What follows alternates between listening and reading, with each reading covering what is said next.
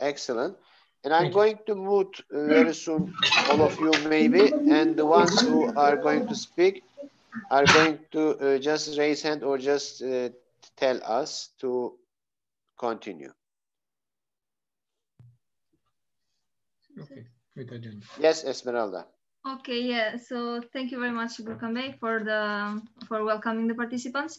As we have shared the agenda, we will go briefly into giving an overview of what we have been doing as head of networks during the pandemic, and why not sharing some of the best practices that we could have managed to implement during these difficult times. And because for sure for all of us there have been a lot of restrictions.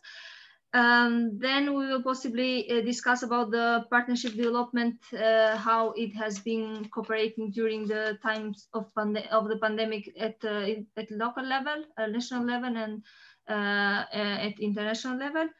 And then we will talk about how to cooperate and to improve our communication between the network or within the network of Annalyn Foundation. And then we will leave a bit space for question and answers, and then a closing speech of from us as head of network that we are hosting this event. We would like to start first, me and Jacopo giving an overview of what we have been doing as Annalyn, the head of network of the Turkish network. So, Jacopo. Okay, maybe we first introduce the participants. Okay. Maybe we can have a short introduction of each other, and then we may start with the Annalyn Foundation head of network Turkey. Even though we know each other, most of us as head of network, but the other participants from our network at least would be very happy to hear a little bit. Thank you. Whoever wants to start, please. There is no order. We are placed here in the screen. Stefanos, very shortly, what do you represent? And yeah. Hi everyone. My name is Stefanos Valianatos. I'm co-heading actually the Greek National Network of the Annalyn Foundation, and the organization I come from is the Hellenic Foundation for Culture, which is the national cultural institution assigned the role of promoting Greek culture, language, and intercultural abroad, and intercultural relations with the other sides. Just as an added point, in order to by identify myself in a way. And the intercultural element is that even though I'm a Greek, I was born and brought up in Egypt, and moved back to Greece, or moved to Greece when I became a student at the age of 17. Thank you. Thank you very much. We can move to David. Hello, how are you? Okay, my name is David. I'm the project coordinator in the International Institute of Cooperation in Bulgaria. Originally, I'm Spanish, but circumstances of life brings me here to Bulgaria, and actually we are working not only with we are youth organization, but not only we are working with young people. We are working with all target groups in the civil society and all the spheres that we can have in our small town and in our region. Also, we have a lot of projects that we are developing internationally.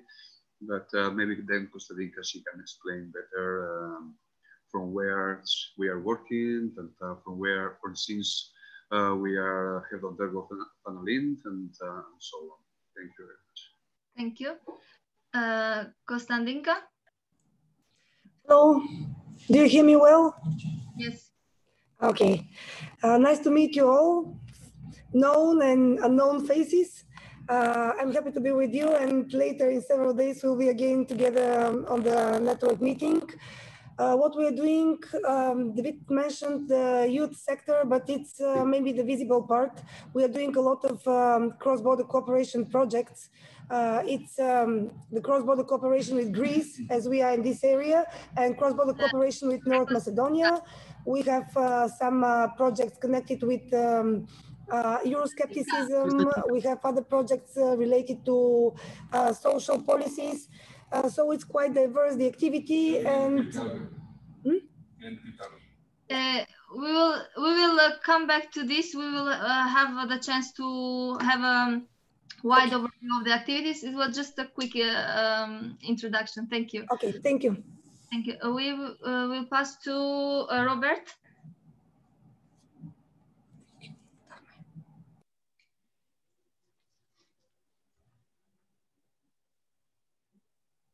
Robert, can you hear us?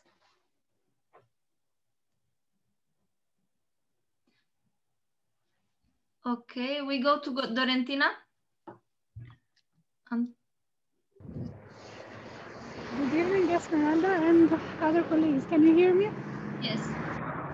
I'm sorry for the background noise. I'm on my way now and I didn't want to miss the meeting, so I'm joining from the streets. Thank you very much. I know it was a bit difficult for you. Thank you very much again. So, I represent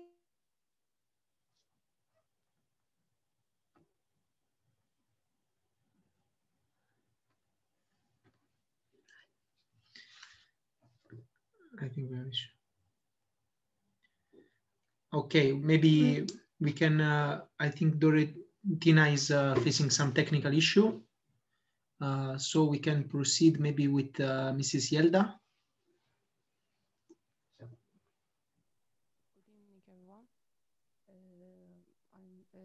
Excuse me, Robert can see, hear, but he has a problem with his microphone. So he just texted us saying hello.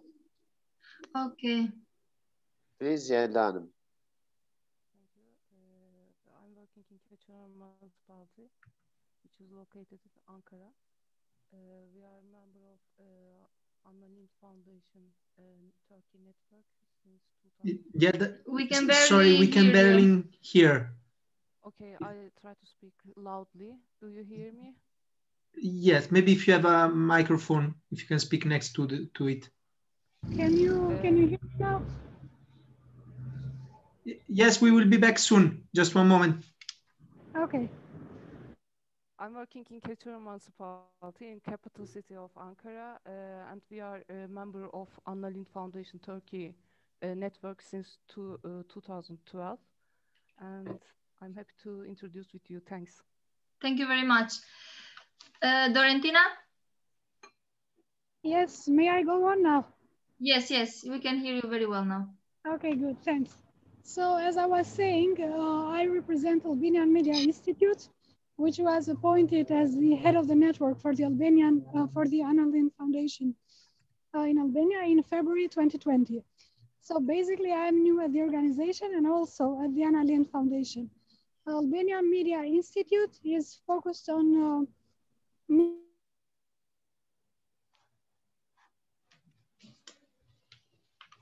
lost.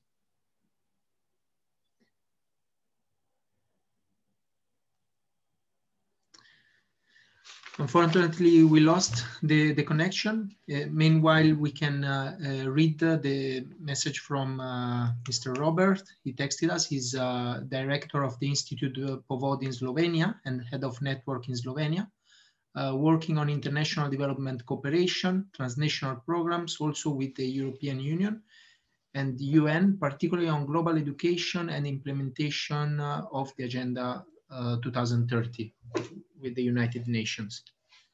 Thank you. We can move to Mr. Erdal.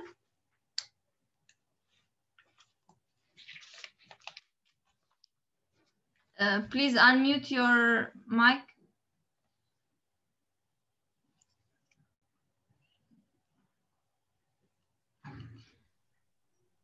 Now, yes, you can. Okay, can you hear? Yes. Yeah, I am from Turkey. As you know, you invite in Nonviolent Community Association. I am working as a volunteer. Remember last date we got to end the meet, and she comes. We will make a conversation. If you want to join, just I listen and join. Thanks. Yeah, we had a field visit in their association last week, and they expressed their will to join us today. Thank you very much. And Mrs. Mariam. Hi, my name is Meryem Salman. I'm from Buldan Foundation. I'm representing Buldan Foundation. We are also Annalint Foundation members since we established, I think, from 2016 or something. It's good to be with you here, and then we are really wonder what will we hear about all the COVID-19 pandemic from the other member of the Annalint Foundation. Thank you very much. Thank you very much. Thank you. So since everyone introduced, also me and Jacopo, we can briefly introduce ourselves. We also are team members of Annalint, Head of Network Turkey. We work as back support in the implementation of activities under the Annalint Foundation. Jacopo, maybe we can start now with the activity exchange. Okay, so from my side, I would like to mention what we have done with the Head of Network Turkey in the latest months. So especially from field visits and virtual debates that we organized. So the field visits, we had 3 in the last months in the city of Ankara and Eskişehir. We went in the venues and administrative offices of our members.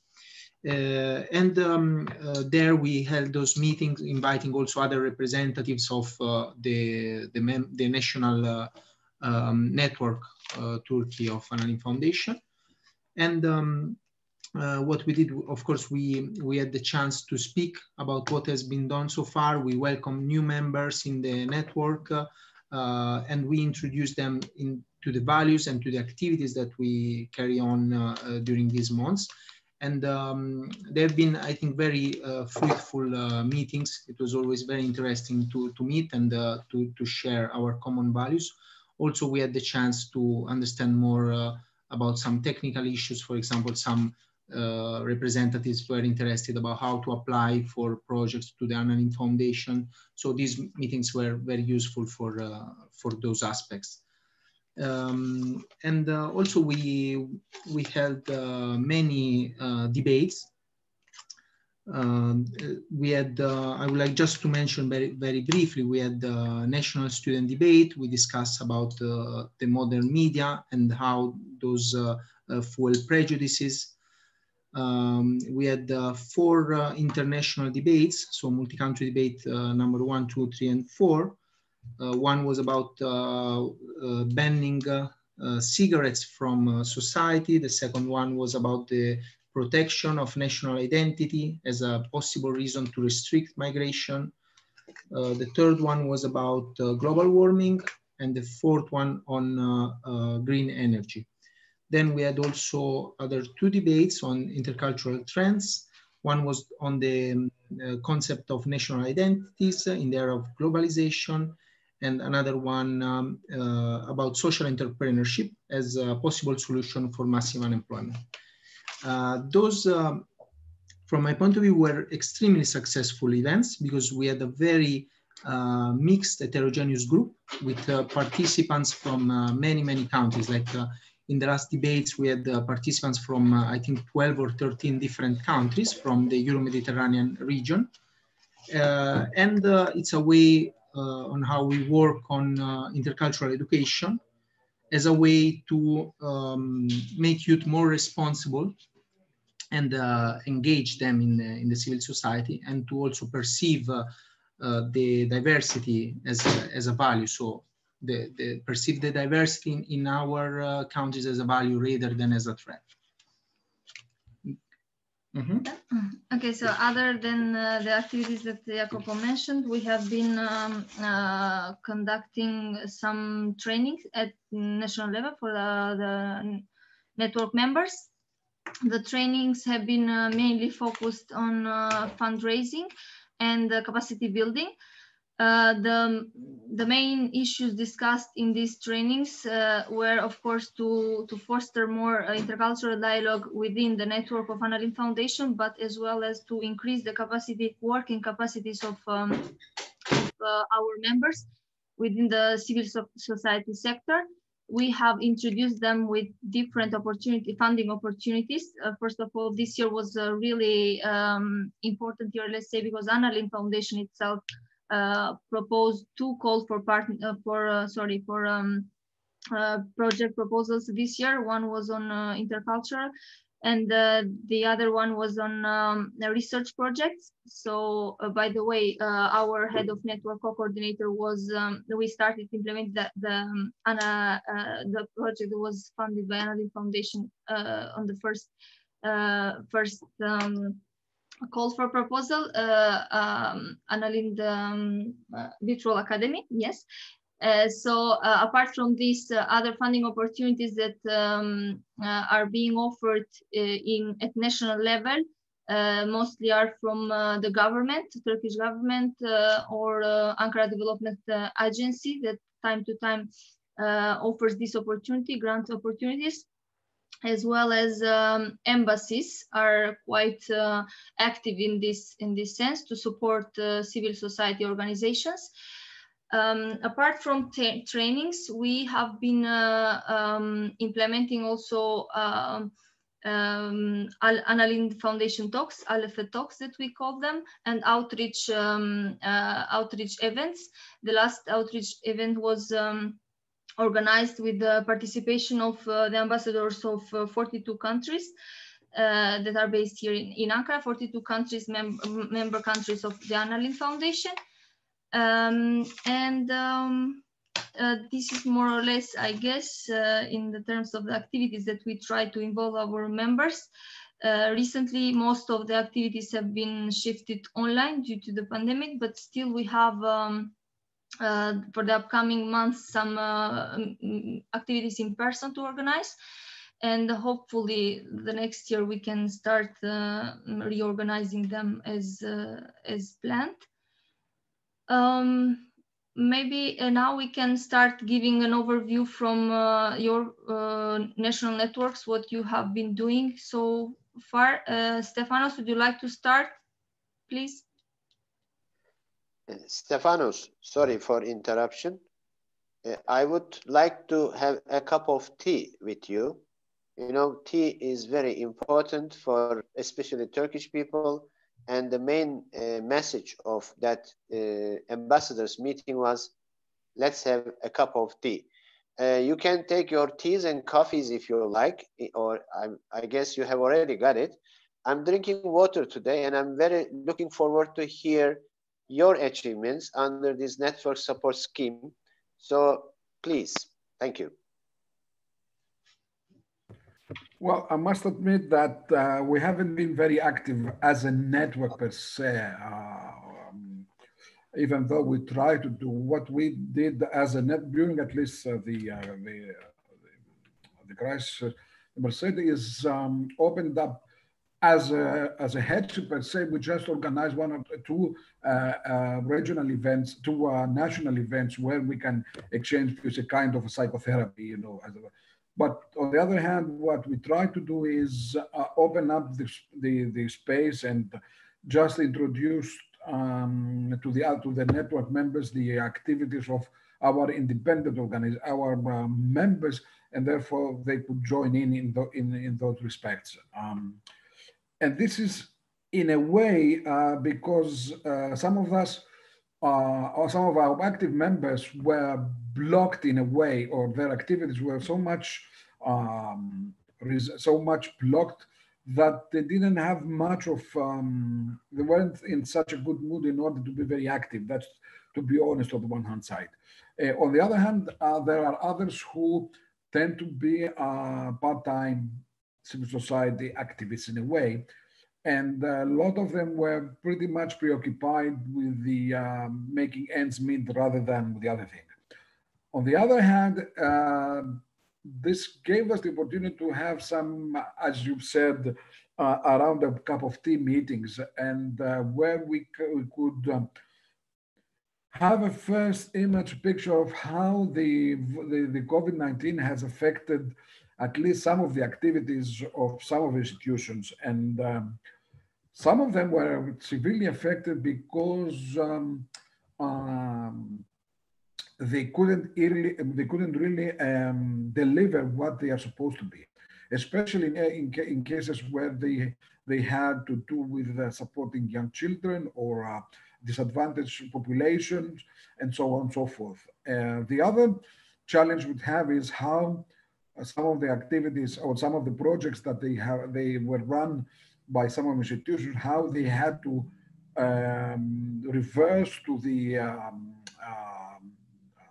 natural surrounding, to the digital surrounding in that respect. On the other hand, I must admit also, at least with my perspective, is that we, and at least this is my experience and some others, we had the opportunity of joining in a number of webinars which gave us access to some other areas, or gave us knowledge, or gave us incentives from other areas that our everyday work and our everyday activities would not allow us to have such an outreach to such activities elsewhere. Just for the sake of argument, and I think this is one of the issues that we would see how it can be incorporated. I was last week in one of the conferences that otherwise I would never have been able to join because of financial restrictions. And this is the challenge of the opportunities, problems, and challenges of artificial intelligence, especially in the domain of culture where we serve. So there was always pros and cons. But regardless of that, for me, there was another major, how should I say, lesson, or another major concern. And this is, it became very, I would give it as an example. Every year we go to an island of Paros. Those who have been to Greece, they know it. They made a wonderful campaign initially, how successful it was and how safe it was and so on and so forth. So they opened up the tourists, they took over all the necessary measures in order to deal with any incidents, and things went out of hand. From the midst of August, whereas initially they were going very well, they had to actually close down the island. Now, I mentioned that because this was because of the lack of personal responsibility. Now, governments and they advise about certain way of behavior. We as individuals never, many of us did not take consideration of those measures, and some of them, like the major clubs and stuff like that, they just try to bypass it in order to gain more money within that. And there was, for me, very obvious the lack of a coordinator, of a collective action by the active inhabitants and people, not necessarily activists per se, but people that earn their living from such an activity like tourism, and which were of course blocked because exactly they could not find a way to collectively manage to protect those measures, and therefore manage to, shall we call it, save the day, save whatever it could be saved during the summer. I think I would stop with that, but of course the major pitfalls is in the economy, but in terms of our domain and civil society organization, it's those organizations that had to work with these disadvantaged segments of society, with children, and they have a very difficult task of going there and performing what they should have performed. Thank you. Thank you very much for sharing your experience during this year. Quite interesting to hear different experience from different social contexts. David, you said that Konstantinka was going to give an overview for the Bulgarian network, right? Yeah, if you don't mind, because she's the president of the organization, and she will do for sure. Thank you. Okay, Konstantinka. You are muted. Now, yes, please. Oh, yes, okay. And because I have a very complicated system here. I see myself on the phone, but I see you on the desktop, and it's that's why you can see me moving my eyes. But basically, because our IT is doing this to facilitate my life, but it's more complicated for me. But anyway, so I have to suggest not only tea meetings or talks over tea cup. Now the modern thing is intercultural dinners or eating together online. I'm a more traditional person, and I hope that it will be just for a short period of time when we are going to have these kind of meetings. I believe in personal contacts and dialogue in a personal manner. So what about the activities of the Anna Lindh Foundation?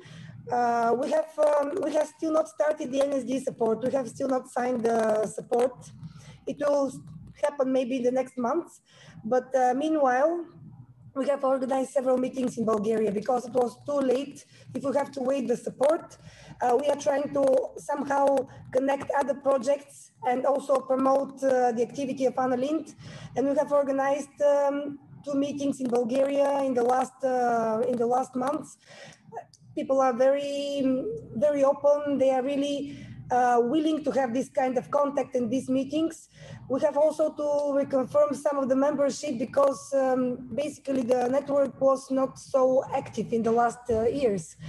Not only because of COVID, because of the previous situation with the foundation, because of the lack of funding, but now there is also another phenomena. This kind of we can meet, we have time to meet because we are in a lockdown, but still you don't have the passion or the power or the motivation to do this kind of activities.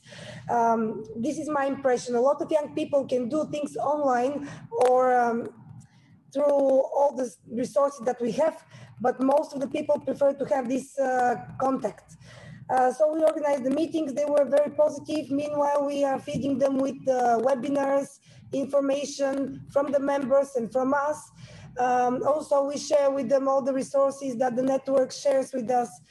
They can participate in all the debates that Anna Lindh is organizing, and our colleagues, members of network, are organizing some webinars that are happening, some online meetings, but I believe it's not enough. If we don't get to normal meetings of face-to-face contact and exchange, it's kind of telling the lie that everything is fine. It's not fine.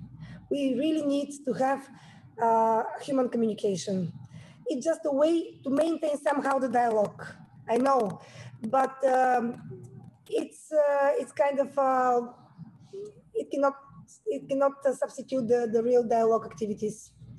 But at least we can keep in touch and we see what we are doing and how things are happening.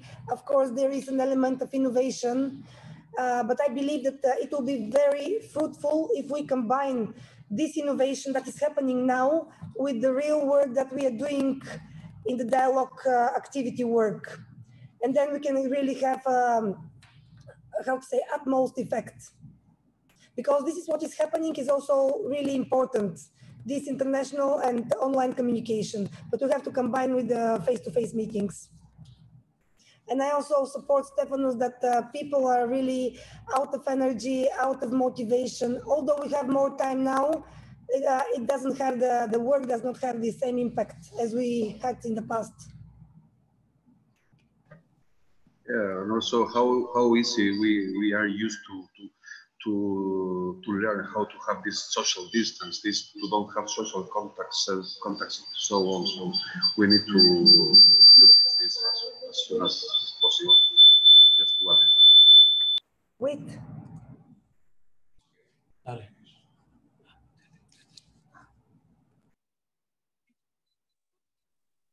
May I? Please, Gurkan Bey. Kostadinka, do you remember we met with you in Barcelona after many years passed that we did know each other, but we haven't met personal. So we were sitting next to each other during the dinner, and we suddenly realized that we were partners. So I underline what you are saying, and I would propose, actually I proposed this to my colleagues before, of course still online during the situation because of that, but we can have maybe in another time just Balkan cuisine meeting. Everyone can cook and we can eat together.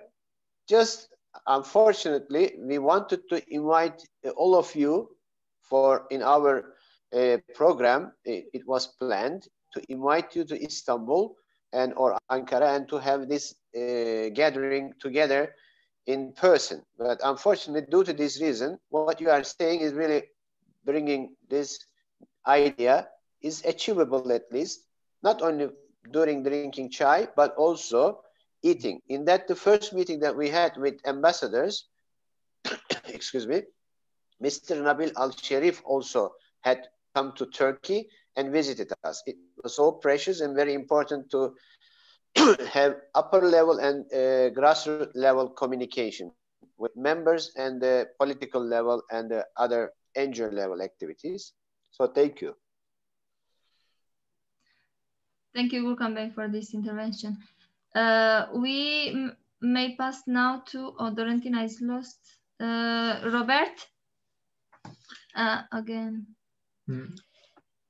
Unfortunately, yeah, Robert is informing, he will write briefly because we can read. Dorentina is back. Dorentina? Dorentina, can you hear us?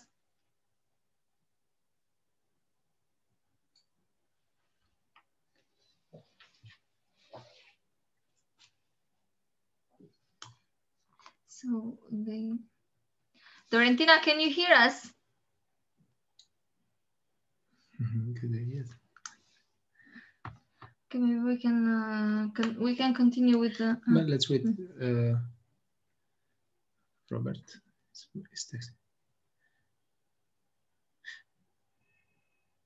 Dorentina, can you hear us?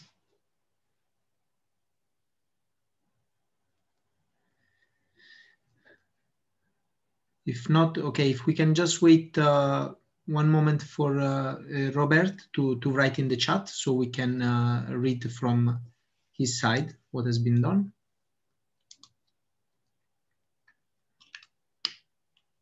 Okay, so Mr. Robert is writing for us also the challenge to move most activities online. So they had to move mostly online. We try to do live as much as possible within the current reality that we are facing. Okay. So do we continue? Yeah, in case Robert will write something else, we can cut back to him. So we can move on with the agenda, sharing some of the best practices of this year, as we are at the end of this year almost. So maybe we can start mentioning from us firstly, as Anadin, the head of Network Turkey. Jacopo? Yes, so among our best practice, we also consider in 2020, of course, it was mostly impossible to implement many activities, but still we could combine a bit, as Kostaninka was mentioning. So we started a collaboration with organization from the city of Ankara. And with one organization in particular, which is Anka Youth Organization, we start collaborate. They are a new member of our network, and we started collaborating some months ago, and we have implemented a cycle of webinars, which we called a cycle for webinars for youth. So we were discussing very relevant social issue and topics using, of course, the online platform. So just for you to know, we discussed during the several sessions about hate speech, bullying, domestic violence, addictions and unhealthy lifestyle, social media abuse, LGBT plus community rights, human rights, migrants and refugees, gender equality and artificial intelligence. We also, from my side, I totally agree with what Kostaninka was saying, that Of course, it's not enough. So we cannot just live online. Even I have the impression that the more we move forward, the more people are a bit tired of webinars and virtual events and so on, because everything is on Zoom now, nowadays. But in this case, that's what we could do, and at least we could collaborate in the field, because with the representatives of this organization we could meet. We also hosted a training with them in person in Ankara, and through that we organized these webinars. And on the other side, what we can say that let's see, from the side of the innovation, we could make those webinars much more inclusive, because thanks to the fact that they were in the online platform, many participants from the Euro-Mediterranean region could join. So without any need for passport and flights, they could simply click and be part of those events. And as we said, also in these events, we were really pleased to notice that we really had always representatives from, participants from so many countries, like from the Balkans, from European, Central European, Southern European, from the North Africa, the Maghreb area, from the Middle East. So it was very, again, it was also very interesting, because when we discussed those social challenges, we could really see the different perspectives coming from the different cultures of origin of the participants. And thus the dialogue, the interaction was very, very fruitful in this sense. And also, as I was saying before, as among the principles of the Anani Foundation, we try to foster this value of diversity as a value, not as a threat. I think this for us was a very effective way to reach this objective. And yeah, we will continue for sure. And also for the next year, we really hope that then we will be able also to implement activities in person and restart with offline, normal, offline events. But again, we try to see the bright opportunity that came from this. Thank you. Thank you, Jacopo. If someone else would like to share their experience for this year, like best practices that you consider within the possibilities that this year could offer? If I may just read what Robert wrote in the chat, so, and then we can proceed. Yeah. So he wrote, we haven't got any support from Annalyn Foundation in the last 3 years. So we do activities for Annalyn Foundation, but is network, but is rather difficult beside the necessary internal national dynamics. We have good cooperation with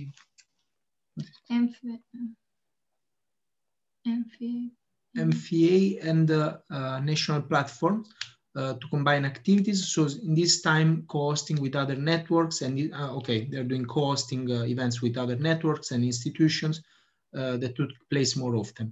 What is one rare good practice and opportunity due to Corona times? Okay, so this co-hosting network opportunity, particularly the topic of migration is now actual for us, and we have a big program on it in cooperation with EU level, and we can also involve Annalyn Foundation intensively. So I guess Annalyn Foundation members intensively. Okay, thank you very much.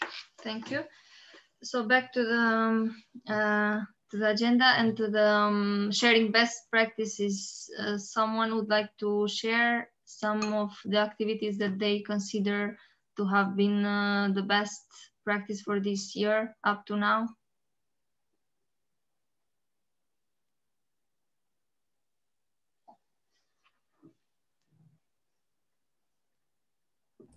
I don't know, it's not a good practice, but it's not a good practice that I'm going to share, because I don't consider anything so important, but at least this situation is provoking our creativity in all its forms.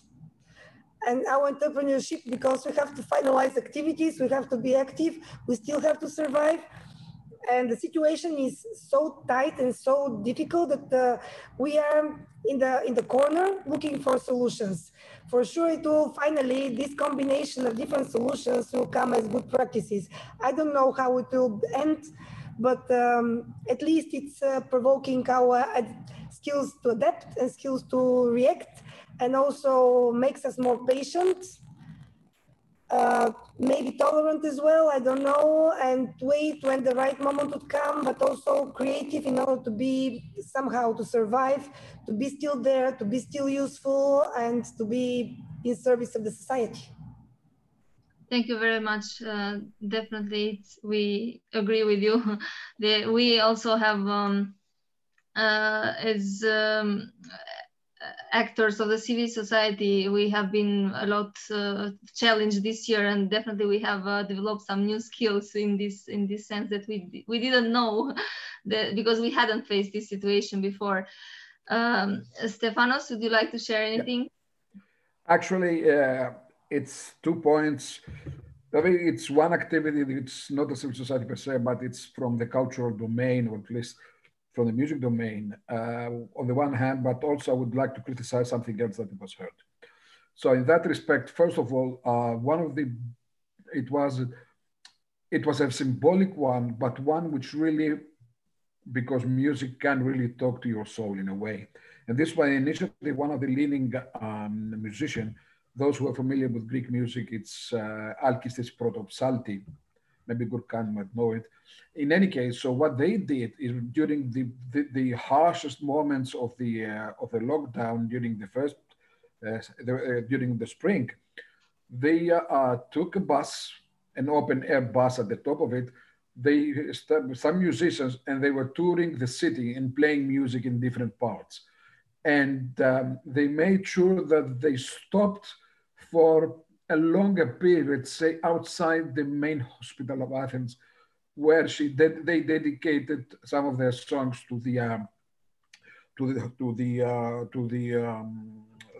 all the personnel, the doctors and otherwise. That's the very positive thing that I want to mention, because it was very interesting to see how emotional people were when they went out of their balconies in order to receive them. Of course, that wasn't possible to take it everywhere, but that's the point. The other thing which I want to be critical is that definitely the cultural domain, which is also what our Hellenic Foundation culture is about in a way, needed, and therefore, and the ministry did support it financially. But personally, and this is my personal belief, is that I also witnessed the lack of creative ideas on the table.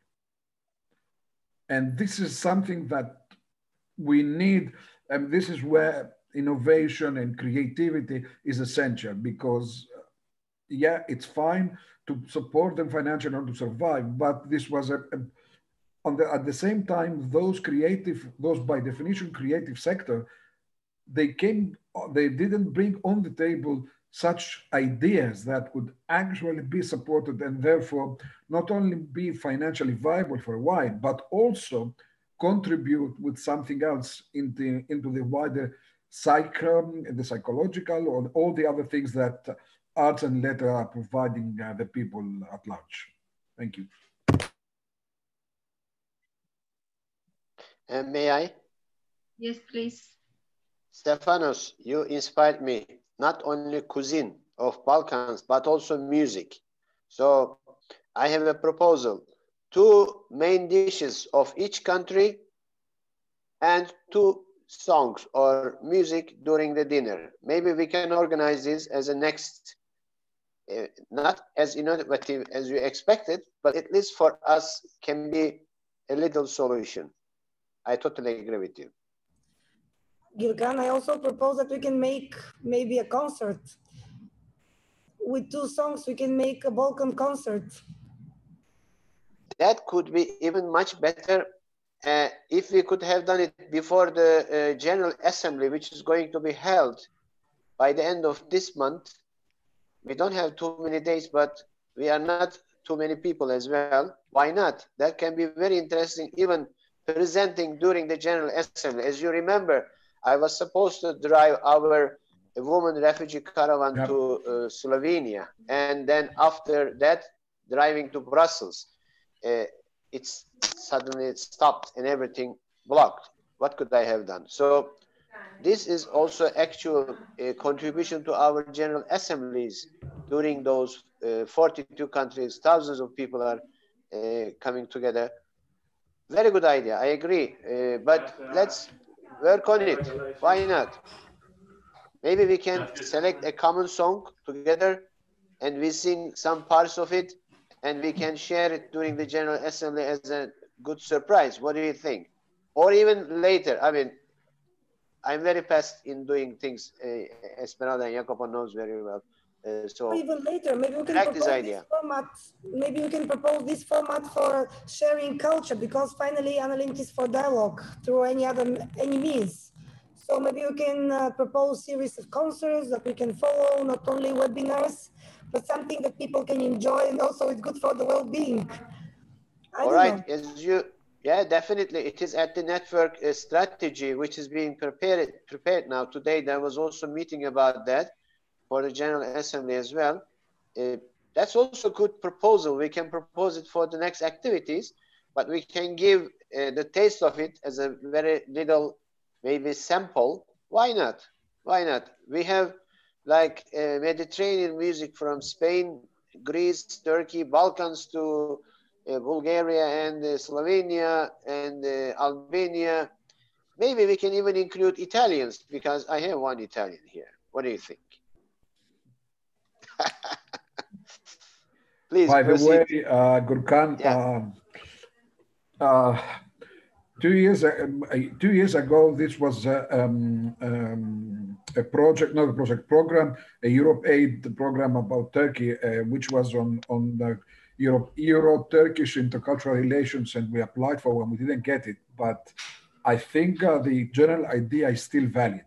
The whole idea is to create a course on Balkan music from intercultural dialogue perspective.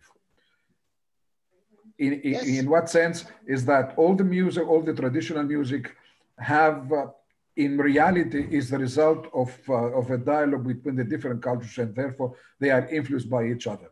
So the idea is that we get together, everyone recognizes his music, and trace it back, and then deconstruct it and reconstruct it as the result of a fusion or a dialogue between the different peoples and cultures. But it didn't manage to go through, but we are still very keen on such an idea. Can you please share little notes from what did I will you send write? it to you. Maybe. Yeah. I can be inspired. By the way, I also have an experience of singing on the train.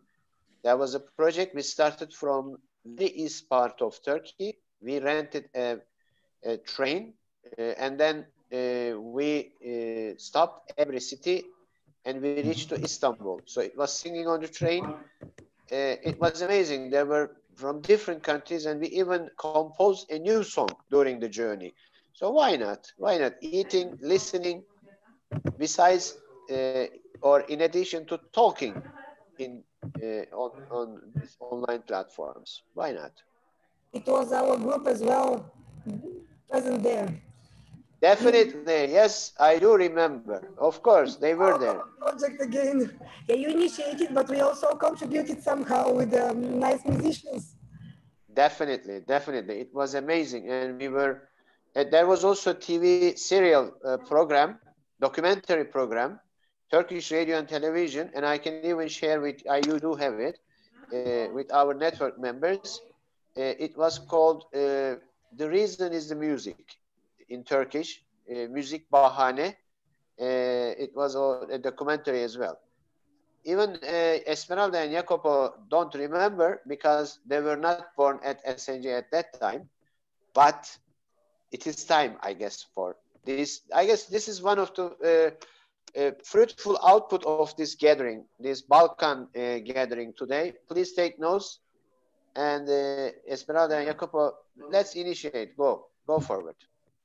Okay, thank you very much. It's obvious that the three of you have a long journey working together.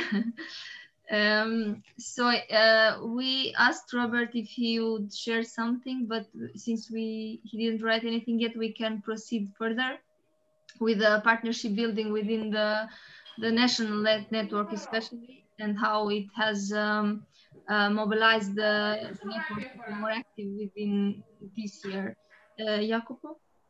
Okay, now just to mention, so with the network, so we collaborate internationally through project proposal. So when there is a project call, we collaborate. And internationally, we got one project approved, the ALF Virtual Academy, and one that was rejected for half point, unfortunately. But yeah, we were very pleased by those results. And at the national level, so within our network, also we invited our members to collaborate in project proposals, as many of them were interested.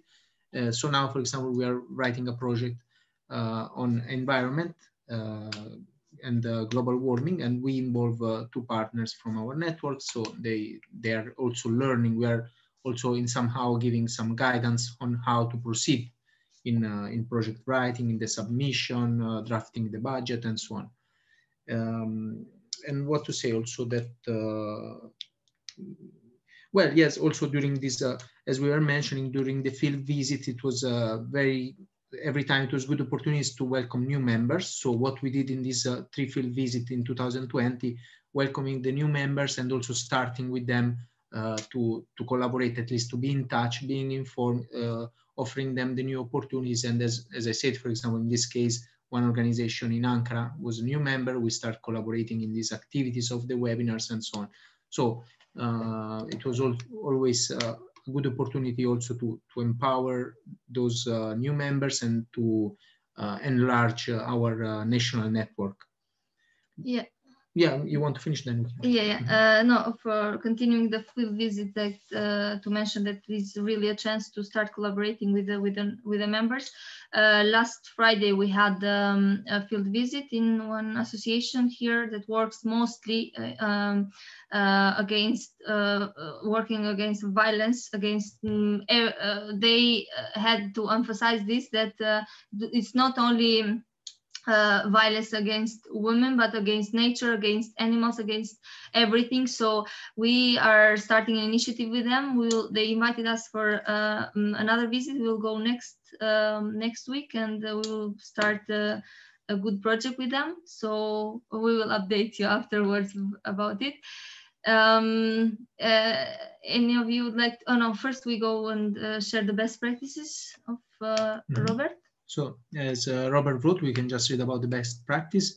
He's mentioning we had a good program on intercultural dialogue and inclusion between May and August, months when it was easier to hold some meetings. As we see the lack of communication with different stakeholders, as exempli gratia academia, policymakers, NGOs, activists and migrants or refugees. So they had some activities which each of the groups involved, and ended with a big conference with all the stakeholders involved, also with food and drinks and intercultural spirit. Okay, thank you. Thank you very much. Nice to read about.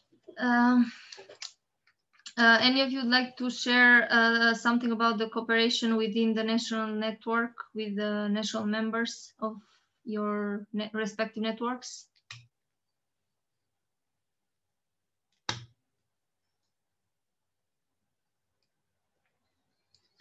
If you maybe were you able to organize an in-person field visit this year?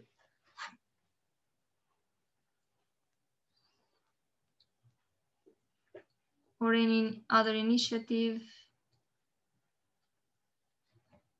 If not, then we can, if any of you will not share something in this regard, we can continue with the next, we can proceed with the agenda. Okay, so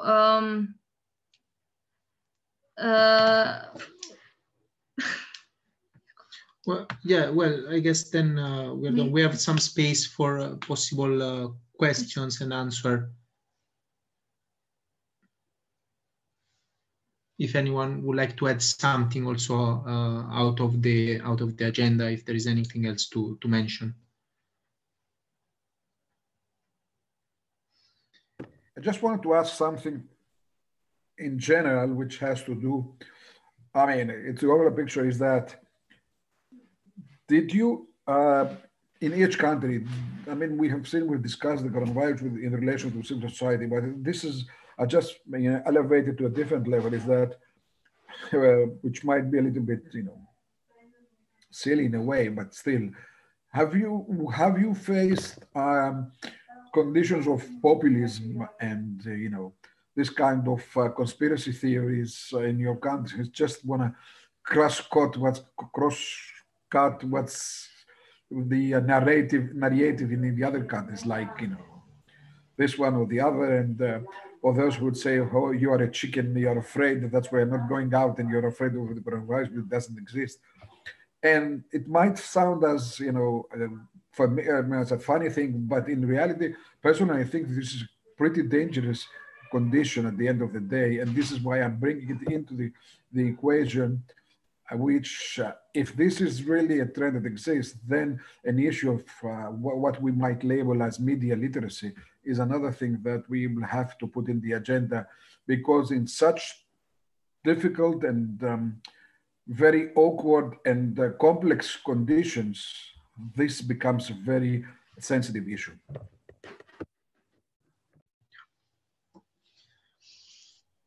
I may say something in terms of how seriously we should take into consideration. Just now, my wife sent me a text.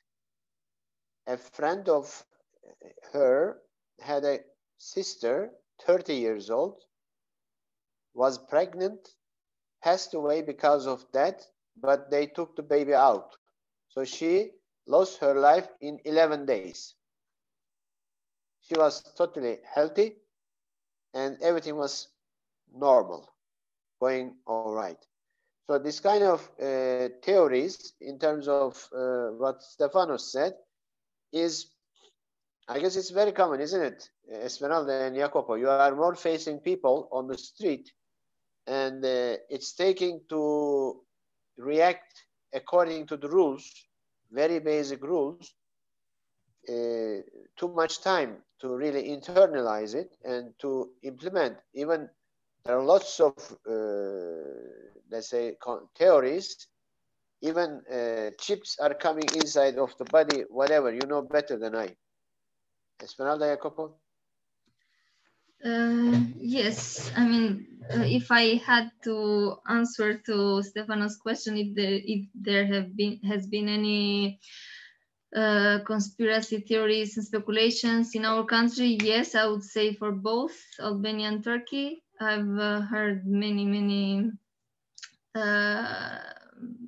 options, speculation, opinions, and actually practices. Like some things have happened in some places and people have experienced differently, and somewhere else differently. One thing is for sure, in my personal opinion, that the situation is as it is, we all know, but I believe that media is not telling the things as they are 100%. Either the number is lower or bigger, but higher. But yeah, the situation is as it is that we are facing for sure. I would say very similar in a way that also, as I'm from Italy, Italy was one of the most infected country, especially at the beginning of the first wave. And for me, it was really shocking because many, first of all, of course, I was much worried for my friends and family, but many people I've seen that passed away in a very short period of time, as the example that Gurkan Bey gave us. So of course, it's something that I also believe we don't know much the truth, and I also heard any kind of speculation on it. Nevertheless, we should take it very seriously, because I've seen all my friends have lost some family members, someone they knew because of Corona. And even, as I said, for me, it was shocking that someone told me, like a friend of mine lost a father, and he told me that 3 days before passing away, the father was fine, was healthy. He had some health issue, but was totally under control. Then in 3 days, unfortunately, it passed away. So of course, it's something that that's why, what can we do in this scenario? What can we do in this current situation? Now, on the other side, we can try to be positive. I have some friends abroad. They are telling me that the US is now releasing the vaccine, and we are hoping that this might be a possible solution that that will allow us next year to restart. Yeah, well, unfortunately, this is the situation in Italy and Spain also was even now. It's very tricky also here in Bulgaria. You know, those people that they are thinking about conspiracy, about those kind of chips and so on, that it's going to be Bill Gates which is developing the chips and things like that. Even those people that start getting people affected by the COVID, they start losing people about the COVID, that they start understanding that this is something serious, this is something that is true. Actually, unfortunately for them, of course, it's something like we have to fight all together. It's just, as you said, Jacopo, the optimism and the way of to wait for a good solution of that, and the well-being of the people, the health of the people, and to be all together and going in the same direction at the end is the only way to go out of this situation. Many people is dying all over the world. It's not a problem in Europe, in Asia, or in America. It's a global problem, and fake news and the social media is also is something that we unfortunately also we cannot control. But if we don't get just what is written in the news, just the title of the news, we go deeply on the news, and we can contrast somewhere. Maybe you can find more information about what is telling, not only the 4 or 5 big words that is in the header of the news. You know, it's also something like we have to be really carefully. We have also to in our meetings with other young people, a lot of people is coming to the office here. We are trying to tell them, so please use in a good way social media. Everything that is in social media is not true. As Esmeralda said, it's not 100% true what is in the news. Even if they are true, they're true, is not 100%, because always there is a perspective of the journalists, of the people who is giving the news out. So yeah.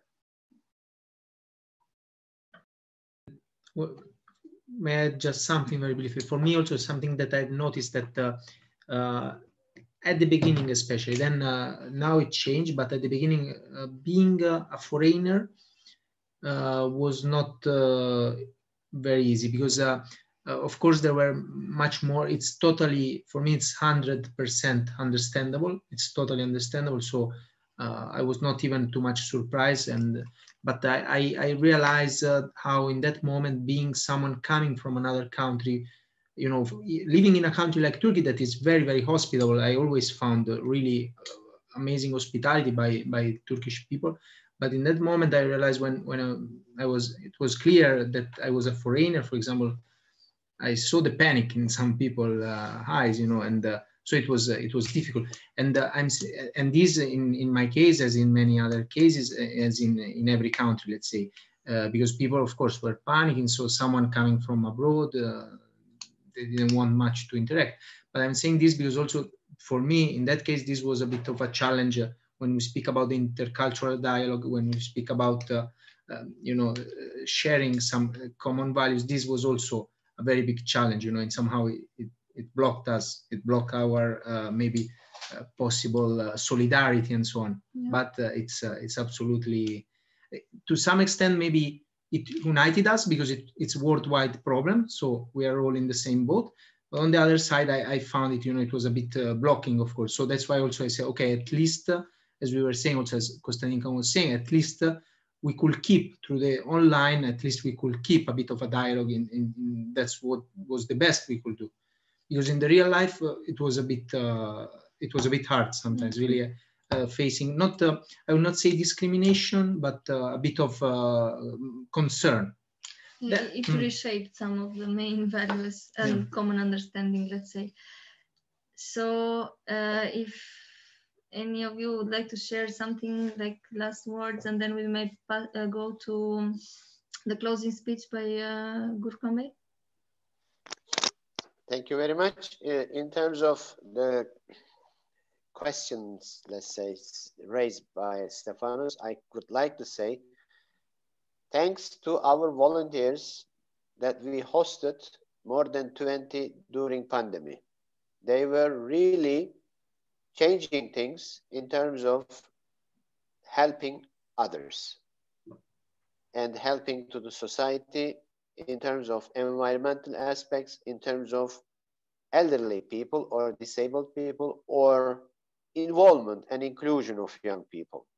So this was really surprisingly very good for my side. The second thing, I really miss all of my colleagues, head of networks from everywhere, all around Analint family, let's say.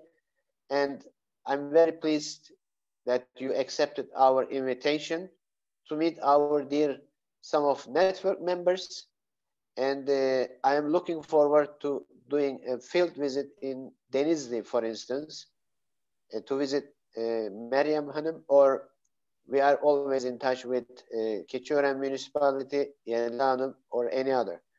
We had a lot of plans with Robert, with other head of network members.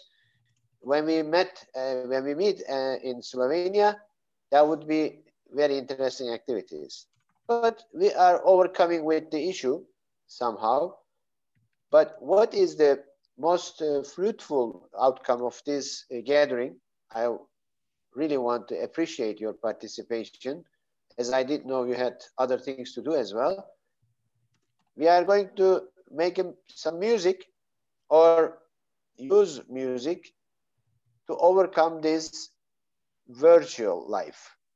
At least not to watch and listen talking, but at the same time enjoying and eating.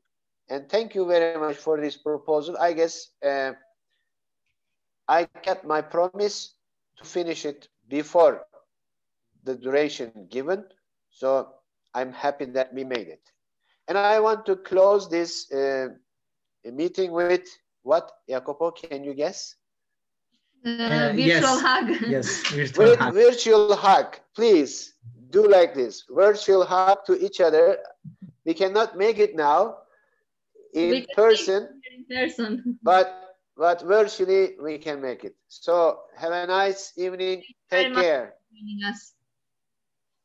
Thank you so much. Bye-bye. Bye-bye. Oh.